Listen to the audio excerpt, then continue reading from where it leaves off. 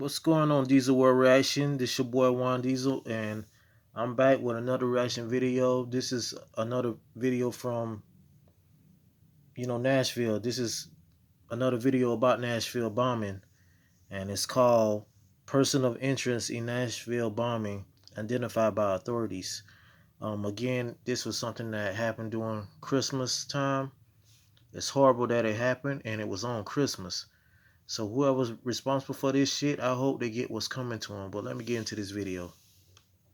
Breaking news tonight. Investigators have identified a person of interest in the Christmas morning bombing in Nashville. Today, agents combed through a severely damaged downtown looking for clues after a parked RV rigged with explosives blew up. At least 3 people were hurt.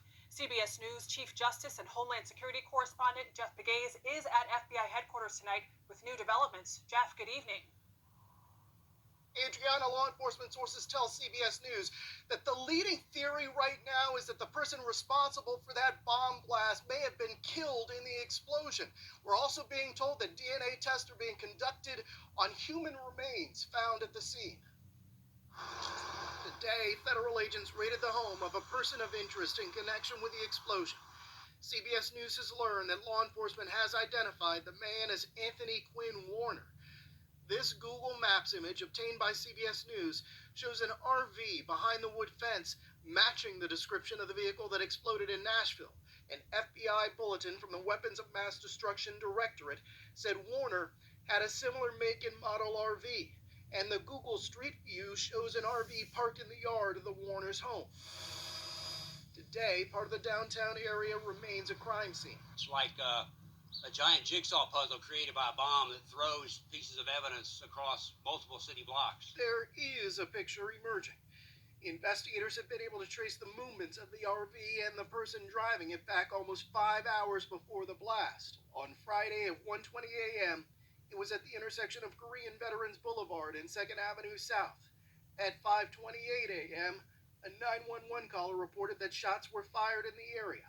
Later, there was another 911 call from someone telling police the recording from the RV was saying a bomb was going to explode.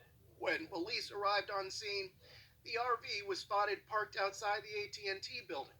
Officers noticed blinds and clothes covering the window. Shortly thereafter, the warning of an imminent bomb started blaring through the streets.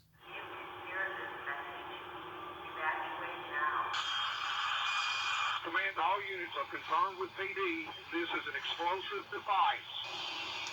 After the blast, sources say shell casings from a gun were found at the scene, perhaps set off by the large explosion. 4 leads for investigators to follow, along with about 500 tips.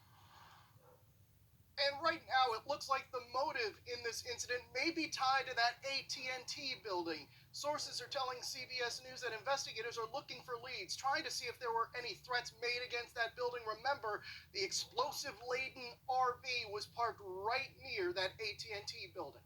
Adriana. Jeff Pegues outside FBI headquarters in Washington. Thank you. And there you have it, folks. Another reaction video about this incident that happened in Nashville. I hope justice comes to those who deserve it. The friends and families, I hope they're safe. Anybody that got injured, I hope they're safe. And I just hope that something like this don't happen again.